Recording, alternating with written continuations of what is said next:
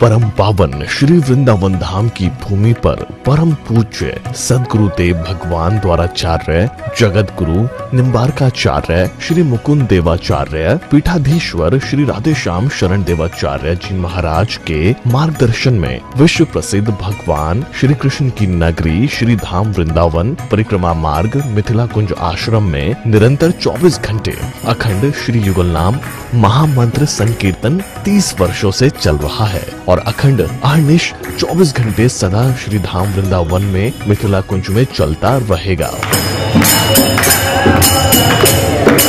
आज विश्व भर में अनेकों मंदिर हैं, किंतु भागवत का कोई मंदिर नहीं है। तब हमारे पूज्य गुरुदेव के भजन संकल्प से ये भाव जागा कि श्री धाम वृंदावन में एक अलौकिक भागवत मंदिर बने, जिसमें वृंदावन आने वाले सभी भक्तगण एक साथ संपूर्ण भागवत श्लोक का दर्शन कर सकें। सदगुरुदेव के इस भाव को साक्षात करने के लिए विश्व में प्रथम बार श्री धाम वृंदावन मिथिला कुंज आश्रम में श्रीमद् भागवत महापुराण के 18,000 श्लोक शिलालेख लिखित भव्य दिव्य श्रीमद् भागवत महापुराण मंदिर बनने जा रहा है।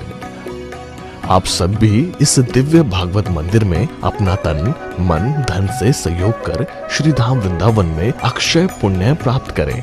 एक श्लोक शिलालेख की सेवा राशि मात्र 5100 रुपए है, जिसमें आपके नाम से एक श्लोक शिलालेख पर लिखा जाएगा। इसी प्रकार से आप 2 श्लोक की दान राशि 11,000 रुपए, 5 श्लोक की दान राशि 25,000 रुपए, 11 श्लोक की दान राशि 51,000 रुपए और 21 श्लोक की राशि है 1,01,000 रुपए देकर अनंत पुण्य के भागी बन सकते हैं। कहा गया है कलयुग केवल नाम आधारा। हम सब भी श्री धाम वृंदावन में अपने नाम से या अपने पूर्वजों के नाम से या घर में समस्त विघ्न बाधाओं को दूर करने के लिए श्री धाम वृंदावन में अखंड संकीर्तन कराने का अलौकिक पुण्य प्राप्त कर सकते हैं। साथ ही आपके द्वारा प्रदान किया गया सेवा राशि से हरि नाम संकीर्तन के साथ साथ संतों का भोजन एवं गौ माता के लिए गौग्रास समर्पित किया जाएगा। आप निम्न राशि प्रदान कर सदस्यता ग्रहण कर सकते हैं। एक दिन का संकीर्तन राशि मात्र 1,500 रुपए, एक माह का संकीर्तन राशि मात्र 15,000 रुपए, 12 माह की संकीर्तन राशि मात्र 21,000 रुपए से आपके नाम से निरंतर अखंड श्री युगल नाम हरि नाम संकीर्तन के साथ साथ साल के 12 माह में 12 दिन 12 संतों का भोजन गौग्रास आदि सेवाएं आपके मरणोपरांत भी चलते रहेंगे। अतः आप एक छोटा सा संकल्प लेकर हमसे जुड़ सकते हैं और श्री धाम वृंदावन मिथिला कुंज आश्रम में आप आजीवन सदस्य रहेंगे। आप वृंदावन में जब भी आएंगे तो आपके रहने की निशुल्क व्यवस्था रहेगी। Account number 1588505001309। अकाउंट होल्डर नाम Mithila Kunj trust, RTGS NEFT IFSC code ICIC 00011017, branch Vrindavan. Mobile number 9410810861। UPI Mithila Kunj trust @ICICI। ये संस्था 80G के अंतर्गत कर मुक्त है, जिसके द्वारा आप अपने दान पर टैक्स की छूट प्राप्त कर सकते हैं। आपके दान राशि की रसीद आपको बाय पोस्ट संस्था द्वारा भेजी जाएगी। साथ में आपको संस्था का प्रमाण पत्र भी दिया जाएगा। आइए हम सब मिलकर इस दिव्य भागवत मंदिर में अपना तन मन धन से सहयोग कर श्री धाम वृंदावन में एक अलौकिक भागवत श्लोक मंदिर का निर्माण करें। अधिक जानकारी के लिए संपर्क करें और मिथिला कुंज आश्रम से जुड़ने के लिए फेसबुक, यूट्यूब और इंस्टाग्राम मिथिला कुंज ऑफिशियल पेज को फॉलो करें।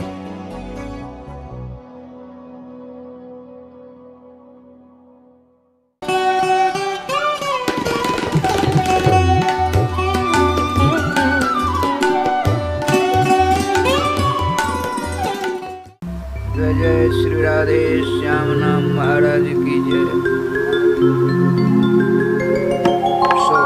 स्वभावतोपास्त समस्त दोष मशेष कल्याण गुणैकराशिं विहंगिनं ब्रह्म परम वरेण्यं ध्यायेम कृष्णं कमलेक्षणं हरिं अंगे तु वामे वृषभानुजाम्बुदा विराजमानां अनुरूप सौभगां सखी सहस्रैः परिसेवितां सदा स्मरेम देवीं सकलेष्टकामदां।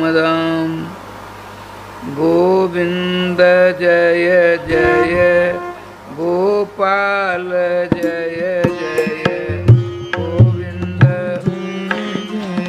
गोपाल जय जय राधा रमण हरे गोविंद जय जय श्री राधा रमण हरि गोविंद जय जय गोविंद जय जय गोपाल जय जय गोविंद जय जय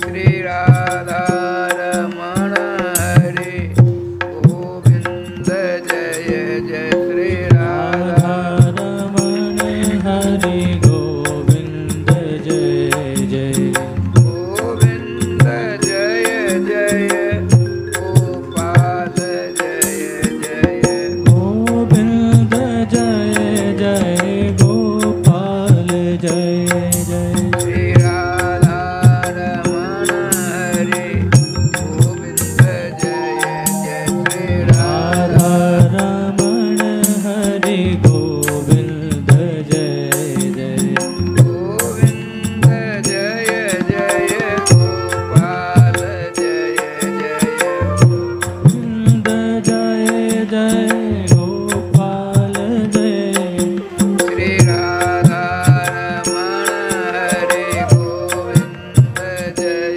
जय राधा रमण हरि गोविंद जय जय श्री राधा सर्वेश्वर भगवान की जय।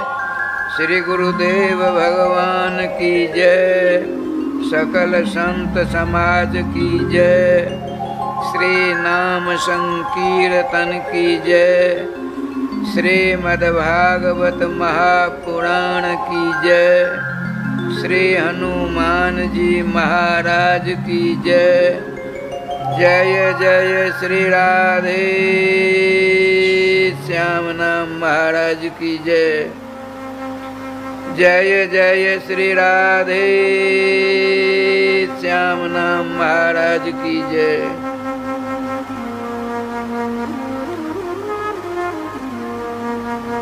आनंद कंद स्वरूप भगवान सर्वेश्वर के मंगलमय नामानुरागी श्रोता समाज हमको आपको सबों को चारों जुगों के समस्त वैष्णवाचार्यों के चरणों की रज को अपने शीश पर धारण करते हुए समस्त वैष्णवों के चरणों की धूलि को अपने मस्तक पर रखते हुए अपने अपने इष्ट के मंगलमय मधुमय आनंदमय तथा रसमय नाम को अपने गले का हार बनाते हुए श्रीमद् भागवतामृत का रसास्वादन करने का सफल प्रयास करना चाहिए। जय श्री राधे। यहाँ जो कथा का क्रम चल रहा है, भागवत जी की कथा साप्ताहिक मानी गई आज से तो हिमालय, किंतु विशेष परिस्थिति होने पर 8 दिन लगते हैं, 9 दिन भी लगते हैं। अरे भैया 9 दिन क्या, श्रीमद् भागवत जी के उत्तरार्थ के महात्म्य लिखा हुआ है। ब्रह्मा भगवान श्री कृष्णचंद्र ने ब्रह्मा विष्णु शंकर तीनों को श्रीमद् भागवत महापुराण दिया। ब्रह्मा जी को कहा, क्यों दिया? भगवान के आदेश से आदेशित होकर के श्री ब्रह्मा जी ने सृष्टि करनी प्रारंभ कर दी। चेतना नहीं आती, जर के समान सब के सब भगवान सर्वेश्वर की स्तुति की। भगवान प्रसन्न होकर दर्शन देते हैं। श्री श्याम सुंदर का क्या चाहिए, तो आपके आदेशानुसार मैंने सृष्टि करनी प्रारंभ कर दी, किंतु इसमें चेतना कहाँ आती है? कहा ठीक है, तुम श्रीमद् भागवत महापुराण का साप्ताहिक पाठ करना, सारी शक्ति तुम्हें प्राप्त हो जाएगी। भगवान के द्वारा प्राप्त आदेश के आधार पर श्रीमद् भागवत महापुराण का साप्ताहिक पाठ किया, तब उनको समस्त जीवों में चेतना प्रदान करने की क्षमता प्राप्त हुई। अब चलिए, साप्ताहिक कथा हो गई। अब चलिए भगवान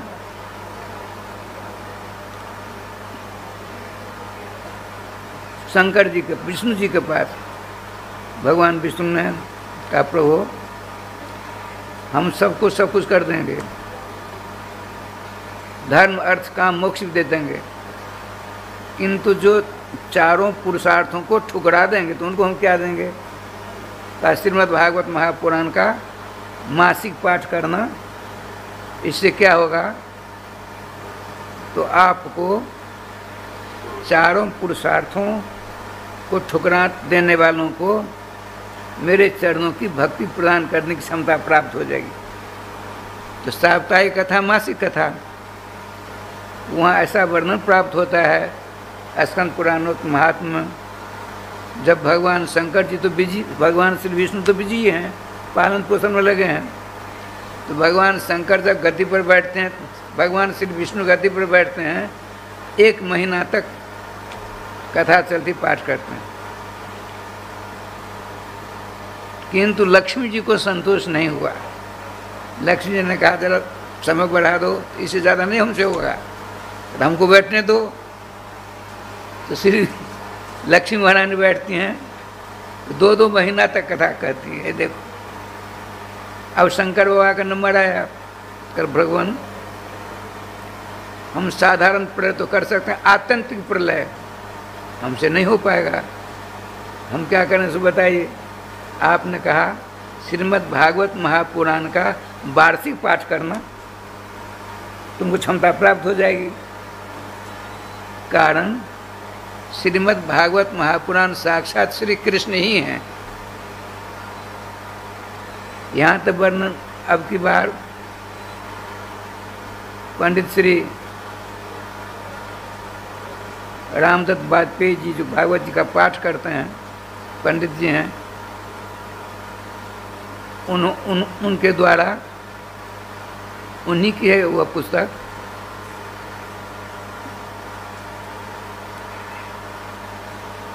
गर्ग संहिता है, गर्ग संहिता हमको मिली, उन्होंने पूरी आवृत्ति कर दी, संजोग से यहाँ भी आ गई है, तब के देख लिया करता हूँ। उसमें जो श्रीमद् भागवत महापुराण के महात्म का वर्णन है, वो ऐसा तो न पद्म पुराणों 6 अध्यायात्मक महात्म प्राप्त होता है, और न स्कंद पुराणों 4 अध्याय श्रीमद् भागवत जी का महात्मा, उसमें भी नहीं ऐसा वर्णन प्राप्त होता जैसा श्रीमद् गर्ग संहिता में उपलब्ध होता है भागवत जी की महिमा महात्मा। अच्छा आइए, यहाँ 9 दिनों का प्रकल्प है, नवा, आज दूसरा दिन है। श्रीमद् देखिए, भगवान रामकृष्ण की पूजा हो और न हो, होनी ही चाहिए। यदि किसी कारणवशात हम गृहस्थ हैं, नहीं हो पाता है, तो श्रीमद् भागवत महापुराण को अपने घर में रख करके तुलसी पुष्प चढ़ा दीजिए, कुछ मत करिए, हो गया जय गोपाल। श्रीमद् भागवत महापुराण की महिमा के विषय में तो राधेश्याम यहाँ तक प्राप्त होता है। ओहो, हमारे वृंदावन में 2 थे जिनसे मैंने पढ़ा भी है, श्री शुकाचार्य जी महाराज, ये शुकाचार्य भागवत जी का नहीं, श्री शुकाचार्य जी महाराज, उनसे हमने 28 दिनों तक श्रीमद् भागवत महापुराण पढ़ा था। उनको 16 घंटा में 18,000 श्लोक पूरा पाठ कर देते थे, 16 घंटा में। राधे राधे। श्री शुकाचार्य महाराज रामानुज संप्रदाय, वो देखने में भी लगते थे वही परम सरल। और उन्हीं के शिष्य आजकल गिरिराज जी शर्मा जी निम्बार विद्यालय के व्याकरण विभाग अध्यक्ष थे, रंगलक्ष्मी जाकर व्याकरण विभाग अध्यक्ष से वो रिटायर हो गए हैं। उनके पिताजी ब्रजरथ प्राप्त श्री कन्हैयालाल शर्मा, उनसे मैंने थोड़ी भागवत पढ़ी थी। उनको 18 घंटा लगते थे पूरी आवृत्ति करने के लिए, 18,000 श्लोक 18 घंटा। और जिनसे मैंने व्याकरण पढ़ा, सोनाम धन ब्रजमंडल में नंबर 1 विद्वान, राष्ट्रपति पुरस्कार पुरस्कृत पंडित श्री वैद्यनाथ झा जी ब्रजरथ प्राप्त हो गए इसी वर्ष 94 वर्ष की अवस्था में। वैसा त्यागी, वैसा भक्त, प्रहलाद जी के बाद उन्हीं का नंबर आता है।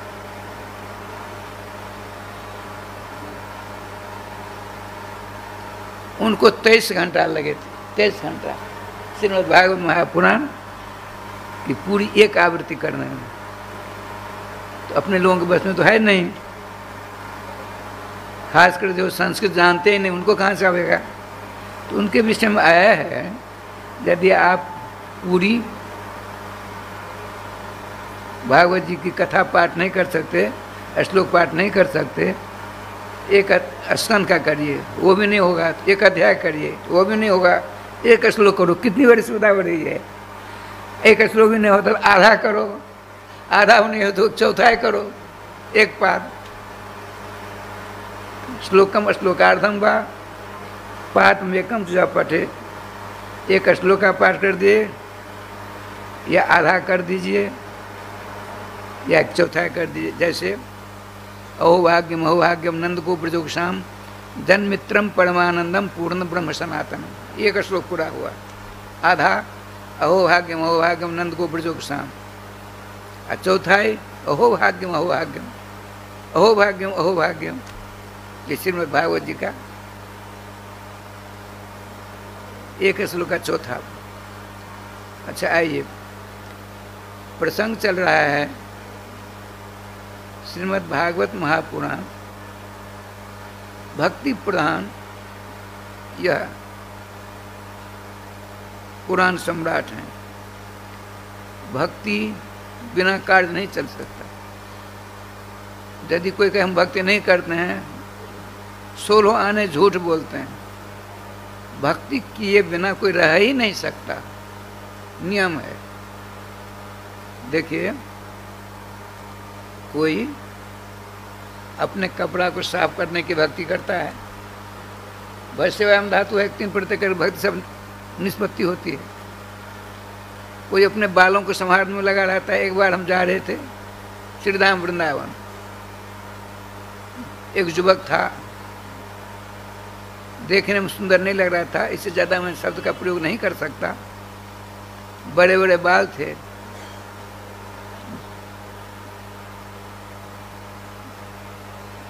स्नान घर नहीं होता है, शौचालय, वहाँ पानी की व्यवस्था रहती है।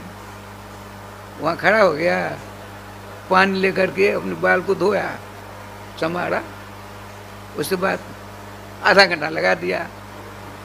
हमको जाना था पेशाब करने के लिए। हमने सोचा कैसे कहा जाए, आजकल युवक तो प्रणम में होते हैं। हमने कहा भाई साहब बहुत देर हो गई। बाबा जी तुमको क्या बिगड़ता है?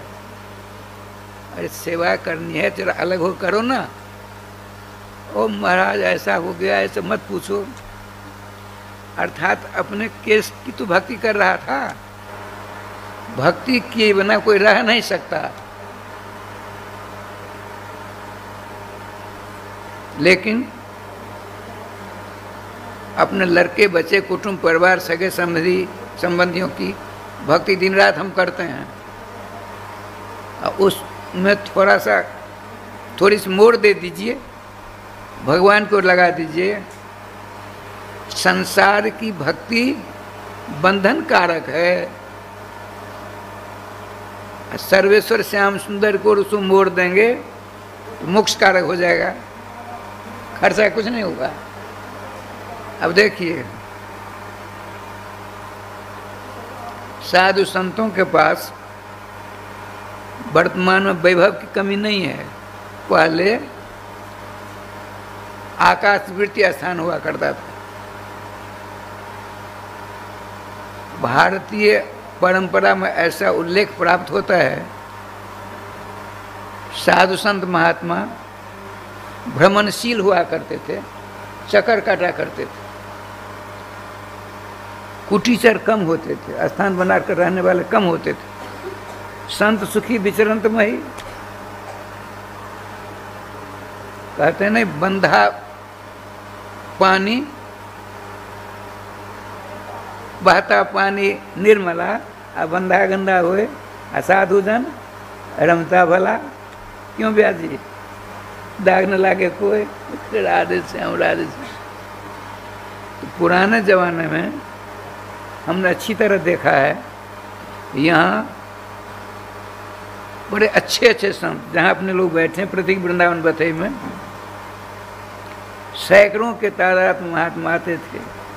यहाँ के उन दिनों में जो प्रधान श्रोता आपके हैं, उनके दादाजी, पिताजी के पिताजी स्वर्गीय दामोदर झा ऐसी सेवा करते थे, ऐसी सेवा करते थे, मत पूछिए। अवर्णनीय सेवा करते थे।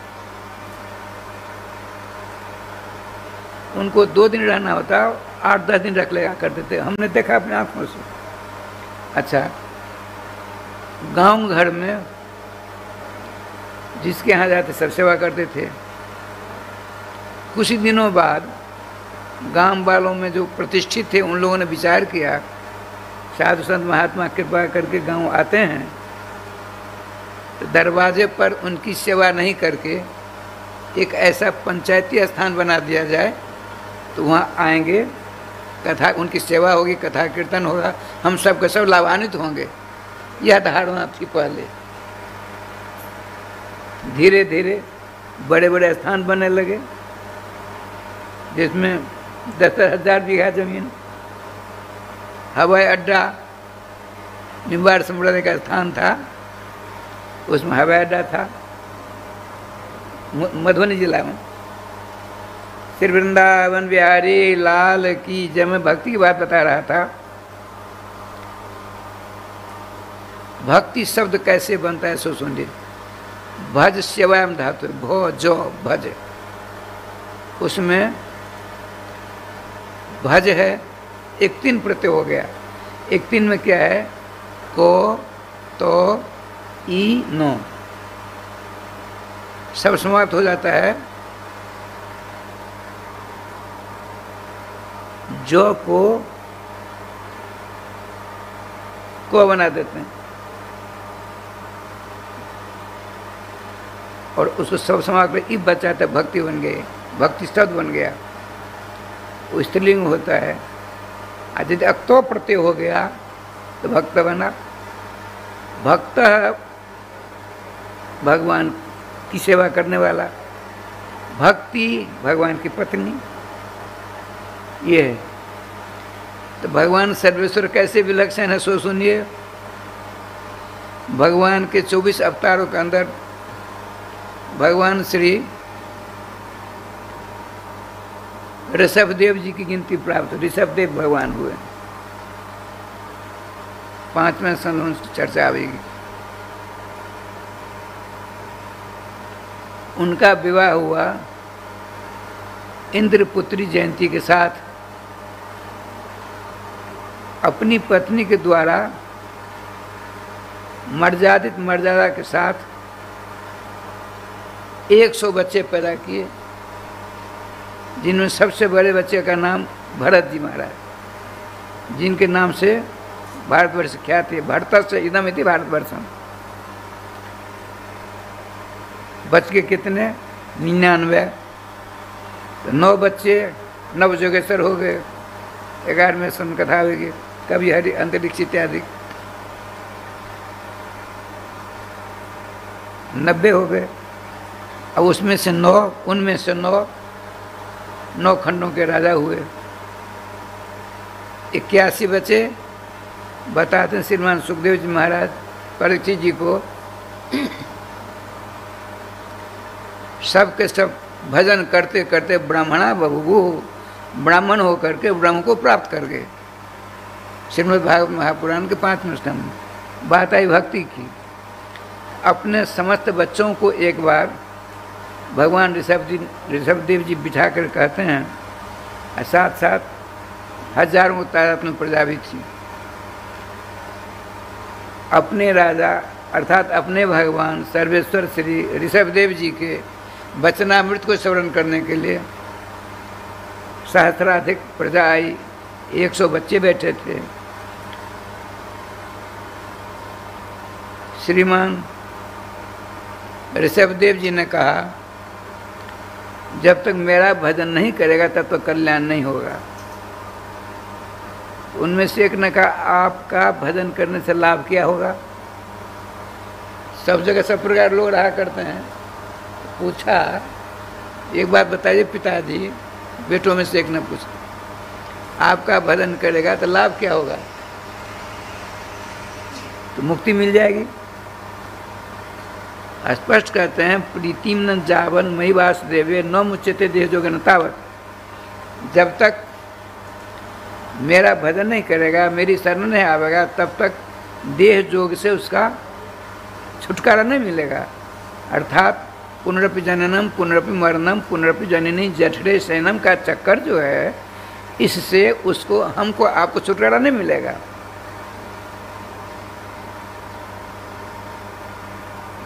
श्रीमान भरत जी ने पूछा, उनके बड़े बालक हैं, पिताजी एक बात बताइए, जिसको मोक्ष नहीं चाहिए, मुक्ति नहीं चाहिए, सबसे श्रेष्ठ पदार्थ जो है वह क्यों न देते हो अपने भक्त को? ये प्रश्न करना अनिवार्य है। ऐसा प्रश्न करेगा कौन? तो उसकी खोज होगा। आप देखिए, सत्य बात करना कटु होती है। हम श्रीमद् भागवत महापुराण कथा किस लिए सुनते हैं?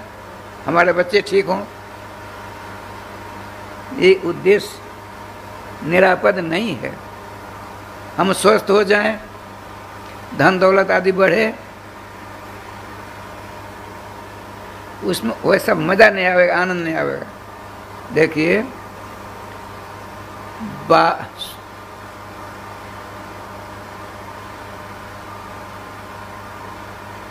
12 वर्ष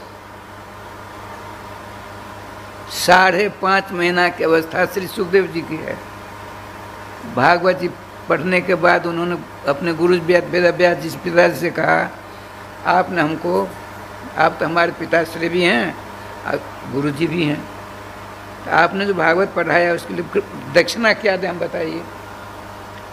तो उनकी इच्छा थी कि सुखदेव जो मेरी पत्नी वैष्णवी देवी के गर्भ में 12 वर्षों तक था, और संस्कृत में दोनों शास्त्रार्थ हुआ, अंत तो गतवाइष्ट ने कहा मैं यहीं रहूँगा माता के घर में ही। अब भगवान सर्वेश्वर श्याम पद्मासन लगा करके भगवान सर्वेश्वर श्याम सुंदर श्री कृष्णचंद्र के चरणों के आशव का, अमृत का रसास्वादन हम करते हैं बैठकर, बाहर नहीं आएंगे। क्यों नहीं आओगे? तो सर्वेश्वर श्याम सुंदर की अघटित घटना पर जैसी माया अपने जाल में हमें फंसा लेगी, इसलिए मैं नहीं आऊँगा। अच्छा, कोई ऐसा है जिसकी बात मानकर तुम बाहर आओगे? तो एक है। कौन? जिसकी माया है। स्वयं मायापति आकर हमसे कहे मेरी माया कुछ नहीं बिगाड़ेगी, मैं यहाँ से। जब देखिए 24 अवतारों में भगवान वेदव्यास जी का नाम आता है। भगवान वेदव्यास जी के बेटे हैं, उनकी पत्नी के पेट में हैं, और कहते हैं बाहर आओ, माया ने कुछ नहीं बिगाड़ेगी। कहना है नहीं, माया बसा से भवतु वचन बन्य स्नेहन जत सुत मुहूर्त प्रवेशी। आप स्वयं माया के हाथ की कठपुतली बन गए हो। गर्भ में जो बच्चा है वह अपने पिताजी को कहता है कि आप कहते हो बाहर आ जाओ, माया नहीं कुछ बिगाड़ेगी, तो आप स्वयं माया के हाथ की कठपुतली बने हो। हमसे कहते हो माया कुछ नहीं बिगाड़ेगी, तो हम कैसे कठपुतली? अरे हमको आपने देखा नहीं, अब बार बार पुत्र पुत्र सुत सुत कहते हो, तो माया का हाथ कठपुतली हुई कि नहीं बात। राधे राधे। तो उन्होंने कहा कौन ऐसा धरातल पर है जिसकी बात मान करके तुम यहाँ से बाहर आओ। हाँ, यदि मायापति आकर के हमसे कहें निकल जाएंगे। तब श्री वेदव्यास जी भगवान श्री कृष्ण थे उन दिनों में, वहाँ पहुँचे। भगवान सब जानते ही थे, आए तो कहा निकलो। उनका प्रतिभुस्तमत्र, आप साक्षी होइए, आप वचन दीजिए कि आपकी बलवती माया मेरा कुछ नहीं बिगाड़ पाएगी, तब मैं निकल पाऊंगा। कहा कुछ नहीं बिगाड़, निकलो। भगवान श्री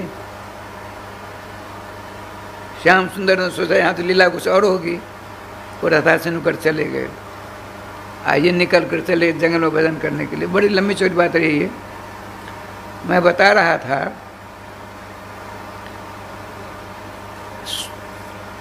भरत जी ने अपने पिता भगवान श्री ऋषभदेव जी से कहा कि आपका भजन करने वाला पूर्ण पराकाष्ठा पर पहुंच जाता है तो उसको आप अर्थ धर्म काम मोक्ष देना चाहते हो, ठगना चाहते हो, लेकिन आपके माया जाल में वह फंसना नहीं चाहता। वो कहता है हम चारों पुरुषार्थ नहीं लेंगे, तब आप कहते हैं हम उसको मोक्ष दे देते हैं। और यदि मोक्ष नहीं ले तब क्या होगा? तो उससे ऊपर की बात होगा ना। बोले नहीं, स्पष्ट लिखा है मुक्तिम ददामि करचित नहीं भक्ति जोगम। जो मेरा भजन पूजन करता है उसको मैं, भक्ति बात चल रही है, उसको मैं मोक्ष दे करके छुटकारा प्राप्त कर लेता हूँ। मुक्ति क्यों नहीं देते? कौन ऐसा होगा कि अपनी स्वतंत्रता को हटा करके स्वतंत्रता की जगह पर परतंत्रता प्राप्त करे? ये ठीक होगा? नहीं होगा। कैसे बताते हैं भगवान श्री श्याम सुंदर। एक माता है, नवजात, उसकी गोदी में नवजात शिशु है, साल भर के अंदर का ही है, माँ का स्तनपान कर रहा है। स्तनपान करता करता अब माँ सोचती है जल्दी सो जाए ताकि काम बहुत बाकी करूँगी। उसको दूध पीता पीता, छोटा बच्चा है 1 वर्ष के अंदर का, उसको नींद आ गई, माँ गोदी में सो गया। भगवान श्री ऋषभदेव जी कहते हैं श्रीमान भरत जी को, माता जी ने सोचा चलो ठाकुर जी ने अच्छा किया, छुटकारा मिला। और लेकर क्या करती है, पलना पर सुला देती है। कुछ देर बाद उसे भूख लगी, और वो अपनी माँ को बुलाए, मैया आओ हमको दूध पिलाओ, कहेगा? नहीं कह सकता। तो बताते हैं बालानाम रोदनम बलम। जो नवजात शिशु होते हैं उसकी ताकत क्या है? रोना। रोने से ज़्यादा कुछ कर नहीं सकता, बार बार रोता है। परम दयामती माँ आकर के दूध पिलाने लगती है। लेकिन भगवान श्री ऋषभदेव जी कहते हैं भरत सुनो, उस छोटे बच्चे की माँ को इतने काम थे कि दूध पिलाने की फुर्सत नहीं, तो काम भी करती, दौड़कर क्या करती, बढ़िया खिलौना ले करके उस रोने वाले बच्चे के हाथ में दे दिया। देखिए भगवान क्या बढ़िया चतुराई सिखाते हैं, और ठगना सिखाते हम कैसे ठगते हैं। इस ठग विद्या के चक्कर में भक्त नहीं आते हैं। एक माता जी ने खिलौना दिया बच्चे को, यदि खिलौना लेकर के खेलने लगा, माता जी की बड़ी प्रसन्नता हुई, वो चले गए काम करने के लिए। यदि उस खिलौना को फेंक दिया उसने, तो माता जी ने क्या किया, क्यों काम ज़्यादा है, उससे बढ़िया खिलौना हाथ में दिया, उससे बढ़िया 10 खिलौना दिया, सबों को फेंक दिया। अब दयामती माँ को हृदय में दया आ गई, करुणा की बाढ़ आ गई। कारुण्यात भागवत जी में आया है, कारुण्यात भवहिताय ब्रह्मणे संप्रकाशितम। ब्रह्मा की जब मोहित हो जाते हैं, हाय विधाता क्या किया जाए, तो भगवान के नाम का जाप करते हैं, भगवान दर्शन देते हैं। उन्होंने सारी वेदना सुनाई तो भगवान के हृदय में करुणा की बाढ़ आई। इसे का अनुवाद गोस्वामी जी करते हैं, कब हो कि कर करुणा नरदेहि देत इस बिनु हेत सने। भागवत में 4 बार आई बात करुणा की। जब जब करुणा की बाढ़ भगवान सर्वेश्वर श्याम सुंदर के हृदय आकाश में उमड़ती है, उसमें उफान आता है, तब तक किसी न किसी का कल्याण अवश्य होता है। अच्छा, भगवान श्री, अब देखिए, उस माँ ने खिलौना फेंक दिया, रो रहा था, उसको लगी थी भूख, बिना दूध से काम चलने वाला नहीं। बहुत प्रयास किया, सारे प्रयास फेल हो गए उस माता जी के। अंततोगत्वा उस अपने नवजात शिशु को गोदी में लेकर के सारे काम को छोड़कर अपने आंचल से ढककर स्तनपान कराना शुरू कर दिया ना, उसकी स्वतंत्रता समाप्त हुई ना। भगवान कहते हैं हम मोक्ष दे दे, मोक्ष रूपी खिलौना, संपत्ति रूपी खिलौना, इंद्रपद, ब्रह्मपद, विष्णुपद आदि खिलौना दे देते हैं। यदि उसमें उलझ गया तो मुझे बड़ी प्रसन्नता होती है। जो भक्त नहीं उलझते हैं तब उनको प्रेम लक्षणा भक्ति दे देते हैं। भक्ति रूपी दृढ़तम रस्सी में भक्त भगवान को बांध लेता है। भक्ति में यह क्षमता है, राय समझिए, चोरी डकैती करके भी संतों की सेवा, परोपकार, जनता की सेवा हो जाए। जब क्षीर सागर के मंथन से सर्वप्रथम विष निकला, सारी प्रजा संदिग्ध होने लगी, सब के सब भगवान शंकर के पास गए, बड़ी भीड़ हो गई, सब स्तुति करते हैं, भगवान तो परम दयालु कृपालु हैं, आशुतोष हैं, आसमान जल्दी, तो आसमान प्रसन्न होने वाले शंकर बाबा। आपने कहा देखो हम बाबा जी तो हैं नहीं, हम गृहस्थ हैं, लड़के बच्चे वाले हैं, अपनी श्रीमती से बिना पूछे हम नहीं कुछ करेंगे। देख क्या बढ़िया विलास विचार है। इस कथानक से हम गृहस्थों को यह अवश्य ध्यान में लाना चाहिए, जो भी तुम काम करो अपनी घरवाली से, श्रीमती से अवश्य विचार ले लिया करो, एक से तो अच्छे होते हैं। तो भगवान शंकर भीतर गए, सारी प्रजा त्राह त्राह करने लगी, हृदय से सर्वेश्वर श्याम सुंदर को प्रार्थना करने लगी। भगवान, स्त्रियों का स्वभाव बड़ा कोमल होता है, कहीं इनकी बात सुन करके नाई न कर दें। अब क्या लीला हुई राय समझी। भगवान शंकर जी गए, श्रीमती पार्वती जी ने कहा स्वामिन आज आपके पास बहुत लोग आए हैं, क्या बात है। सारी कथा का सुनाई। हमारे पास इसलिए आए हैं, हाल हाल विष निकला है जिसकी भयंकर ज्वाला से संसार समाप्त हो जाएगा। आइए लो प्रार्थना करने के, आप पी लो, हमसे कहते हूँ पी लो इसको।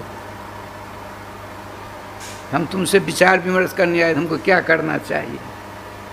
पार्वती जी ने कहा नहीं, बिल्कुल नहीं, कहीं कुछ हो गया तो हम कहीं की नहीं रहेंगी। बोले तुम नहीं जानती। देखिए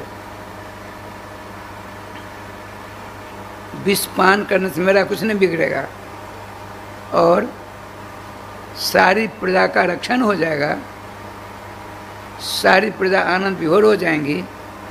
तो प्रजा खुश होने पर जनार्दन खुश हो जाते हैं, भगवान खुश हो जाएंगे। अब भगवान खुश फिर क्या करना है। एक बार बिलमंगल जी अब किसी कारण से अपनी आँखों दोनों को फोड़ लिया, हृदय की आँख खुल गई उनकी। दक्षिण भारत से आते आते वृंदावन आए। वृंदावन में बड़ा लंबा चौड़ा, हम संक्षेप में कहते हैं, पहुँचते पहुँचते बरसाने पहुँच गए। बरसाने गए होंगे, देखें सांकरी गली देखी है आप लोगों ने, सांकरी गली है।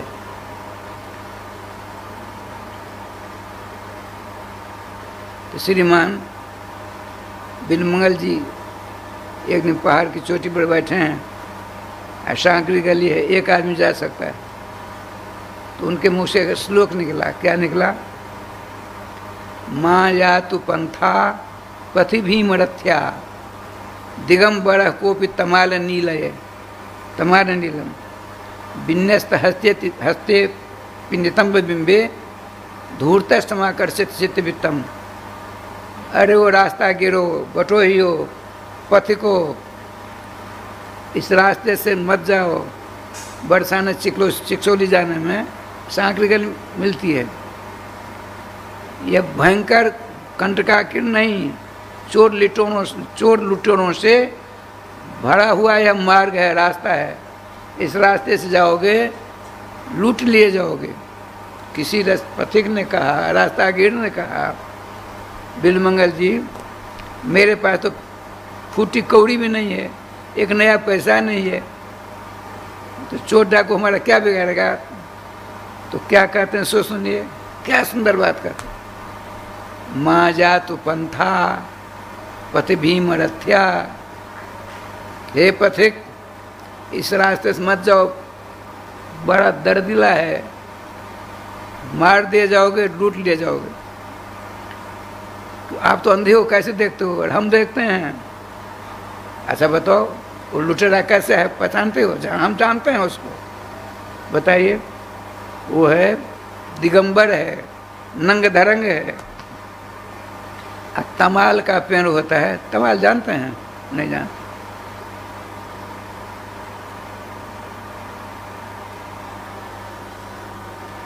घर संहिता पढ़ रहा था, उसमें एक श्लोक मिला, अतसी कुसुमोपमेय कांतिर जमुना कुल कदम्ब मूल बढ़ती। राधे राधे। नव गोप वधु बिलासी बिलासी वनमाली करोतु मंगलानी। अर्थात आतसी जानते हैं? आतसी हमारे यहाँ उसको तीसी कहते हैं। 50-60 बीघा का एक खेती है बहुतों की, उसमें आतसी को बो दिया जाता है। समय आने पर नीला नीला दिखता है, पहले होता था, अब यहाँ भी नहीं होता है। अतसी फूल की तीसी के फूल के समान अंग कांति है उस लुटेरे का। वो बिलमंगल अंधे कहते हैं, हम उस लुटेरे को जानते हैं, हम देख रहे हैं यहीं से। तमाल के पेड़ की पत्ती के समान उसकी अंग कांति है, अर्थात तीसी के फूल के समान अंग कांति श्यामला सलोना है। और नंग धरंग है, दिगंबर है। अपने दोनों हाथों को अपने कटिप प्रदेश में यूँ करके खड़ा है। और उसका नाम क्या है? धूर्त। धूर्त शब्द का अर्थ होता है व्याकरण का धातु, धुई कंपनी धातु है। धुनोती धुनोती शरणागता नाम भक्ता नाम पापानी जहसा धूर्त। अपनी शरण में आने वाले के सारे पापों को कंपित करके दूर भगा दे, निष्पाप कर दे, जो उसका नाम धूर्त होता है। राधे राधे राधे राधे। तो उन्होंने कहा तो मेरे सब मैं भी पहचान गया। आपने जो हमको होलिया बताया, पहचान बताई, उस हम भी देख लिया ऐसा लुटेरा है। लेकिन सुनिए बिलमंगल जी, मेरे पास कुछ नहीं है। अरे तुम्हारे पास जो है हम जानते हैं ना, जिसको लेकर तुम अपने घर द्वार सारे परिवार का काम करते हो। मन है ना तुम्हारे पास, मन। यदि मन नहीं रहेगा, कहते नहीं मन तो मेरा हर लिया गोविंद राधे श्याम ने। श्रीमती ब्रजललनाओं ने सर्वेश्वर श्याम सुंदर से कहा। राज पंचायत है में बात आता है, भगवान का देखो जो रात में नहीं, सती साथी स्त्रियों को बाहर जाना चाहिए, पर पुरुष पास नहीं रहना चाहिए। बहुत भगवान उपदेश दिया, आपने भी दिया। अंत कथवा भगवान की हार हुई। गोपियों ने कहा ठीक है, 12 बजे रात की बात है, जमुना का किनारा है, पूर्ण चंद्रमा है, सारे मनोरथ पर पानी फेर दिया श्याम सुंदर ने। गोपियां तो गोपियां हैं। गोपी शब्द का अर्थ होता है गोपायति इति गोपी, गुप रक्षण धातु है। गुपु गुपु गुप रक्षण है, गुप गोपनीय में है, तो यहाँ रक्षण धातु प्रयोग करिए। गोपायति कम गोपायति रक्षयति, सर्वेश्वरम सर्व रक्षा करम श्री कृष्णम रक्षयति जासा गोपी। जो सर्वेश्वर अनंत ब्रह्मांड की रक्षा करने में नंबर 1 है, उसकी रक्षा करने वाली कौन? गोपी। राधे राधे श्याम राधे। वृंदावन के जिनसे मैंने पूरी भागवत पढ़ी, श्री श्री नथीलाल शर्मा थे, बहुत भागवत बिल्कुल कंठ था। नमस्कार लाला, यह हमारे ब्रजवासियों में एक परंपरा है, गोपाधिकार जानते हो? हम तो पढ़ ही रहे थे, क्या समझेंगे? क्या सुनो, भविष्य में काम आवेगा। परम पवित्र हृदय के थे वो। कथावाचक कैसे थे? बिहार जी बगीचा में एक बार मैं भी था। खचाखच बिहार बगीचा खचाखच भरा हुआ, मंदिर में, गोपाल जी मंदिर में। श्री ललिता दास जी को जानते थे? आप नहीं जानते। गोलोक स्थान है ना, गोपाल जी, उनके गुरु जी थे, परम संत थे, विद्वान थे। उन्होंने एक बार उनकी कथा बिठाई। सेठ साहूकार एकदम चकाचक, 2:30 बजे कथा हुई, 6 बजे सब चले गए। इनकी कथा समाप्त नहीं होती, रहते रहते हम 6 बज गए। महंत जी, पुजारी जी, मैं और 3 विद्यार्थी, 2 विद्यार्थी और पंडित जी। 9 बजे कथा संपन्न हुई। तो मैंने कहा, गुरु जी, खचाखच हॉल भरा हुआ था, सब 6 बजे चले गए, आपको उस समय कथा बंद कर देनी चाहिए थी। उनका लाला तुम नहीं जानते हो, सुनो, मैं कथावाचक, मेरे श्रोता कौन? भगवान गोपाल जी।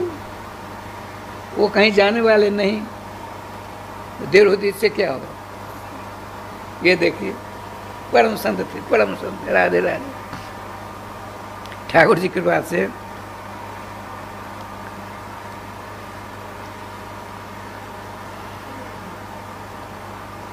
श्रीमद् भागवत महापुराण भक्ति प्रधान ग्रंथ है। भक्ति मान सेवा, और सेवा की उत्कंठा, लालसा का प्रारंभ होती है। जब तक नामाश्रय जीव नहीं होगा तब तक नहीं काम चलेगा। नामाश्रय का अंकुर कब जागृत होगा? तो संतों की सेवा से। संत किसको कहते हैं? सम तो है, सम कल्याणम तन विस्तार धातु है। सम कल्याणम करोति सर्वेषां कृते जैसा संत। पूरे संसार के लिए जो सुख शांति का कामना करे उसका नाम संत।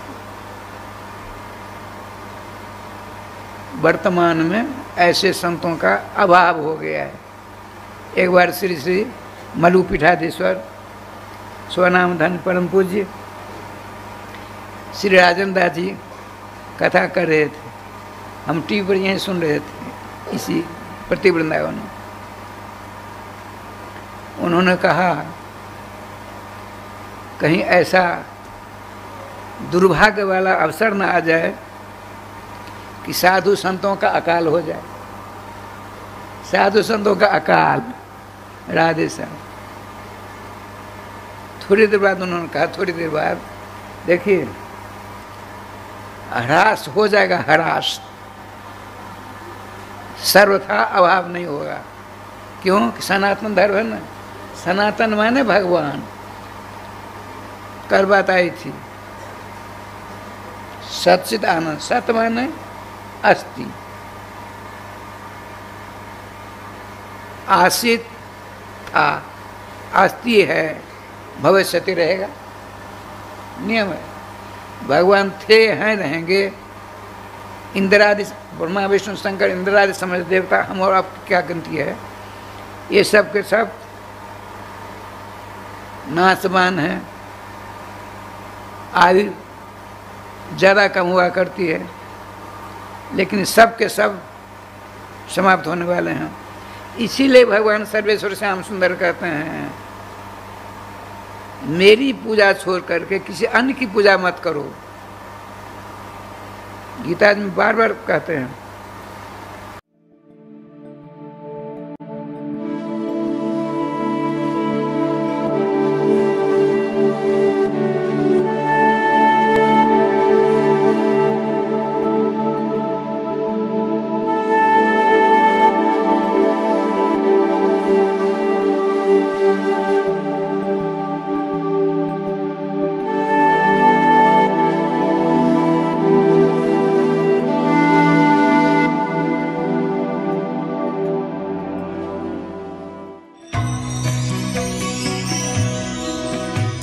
परम पावन श्री वृंदावन धाम की भूमि पर परम पूज्य सदगुरुदेव भगवान द्वाराचार्य जगत गुरु निम्बारकाचार्य श्री मुकुंद देवाचार्य पीठाधीश्वर श्री राधेश्याम शरण देवाचार्य जी महाराज के मार्गदर्शन में विश्व प्रसिद्ध भगवान श्री कृष्ण की नगरी श्री धाम वृंदावन परिक्रमा मार्ग मिथिला कुंज आश्रम में निरंतर 24 घंटे अखंड श्री युगल नाम महामंत्र संकीर्तन 30 वर्षों से चल रहा है और अखंड अहर्निश 24 घंटे सदा श्री धाम वृंदावन में मिथिला कुंज में चलता रहेगा।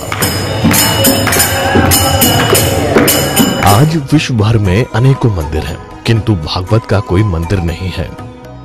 तब हमारे पूज्य गुरुदेव के भजन संकल्प से ये भाव जागा कि श्री धाम वृंदावन में एक अलौकिक भागवत मंदिर बने, जिसमें वृंदावन आने वाले सभी भक्तगण एक साथ संपूर्ण भागवत श्लोक का दर्शन कर सकें। सदगुरुदेव के इस भाव को साक्षात करने के लिए विश्व में प्रथम बार श्री धाम वृंदावन मिथिला कुंज आश्रम में श्रीमद् भागवत महापुराण के 18,000 श्लोक शिलालेख लिखित भव्य दिव्य श्रीमद् भागवत महापुराण मंदिर बनने जा रहा है।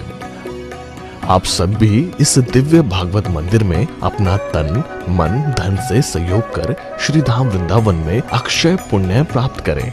एक श्लोक शिलालेख की सेवा राशि मात्र 5100 रुपए है, जिसमें आपके नाम से एक श्लोक शिलालेख पर लिखा जाएगा।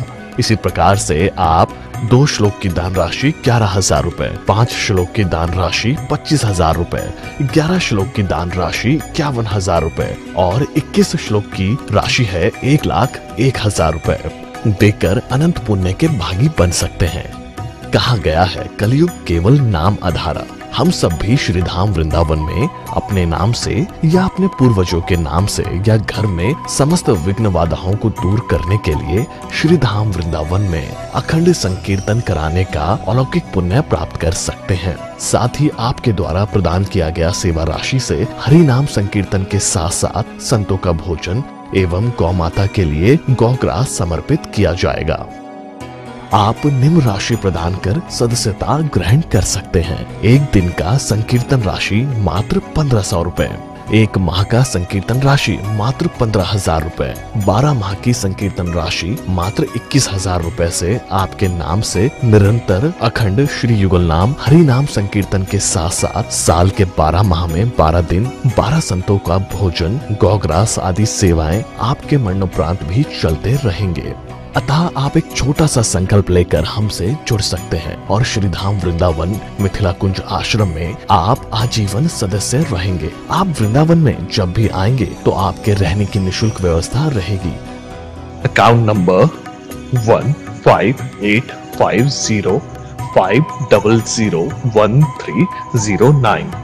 अकाउंट होल्डर नाम Mithila Kunj trust, RTGS, NEFT, IFSC code ICIC 00011017। Branch Vrindavan. Mobile number 9410810861. UPI mithilakunj.trust@ICICI. ये संस्था 80G के अंतर्गत कर मुक्त है, जिसके द्वारा आप अपने दान पर टैक्स की छूट प्राप्त कर सकते हैं। आपके दान राशि की रसीद आपको बाय पोस्ट संस्था द्वारा भेजी जाएगी। साथ में आपको संस्था का प्रमाण पत्र भी दिया जाएगा। आइए हम सब मिलकर इस दिव्य भागवत मंदिर में अपना तन मन धन से सहयोग कर श्रीधाम वृंदावन में एक अलौकिक भागवत श्लोक मंदिर का निर्माण करें। अधिक जानकारी के लिए संपर्क करें और मिथिला कुंज आश्रम से जुड़ने के लिए फेसबुक, यूट्यूब और इंस्टाग्राम मिथिला कुंज ऑफिशियल पेज को फॉलो करें।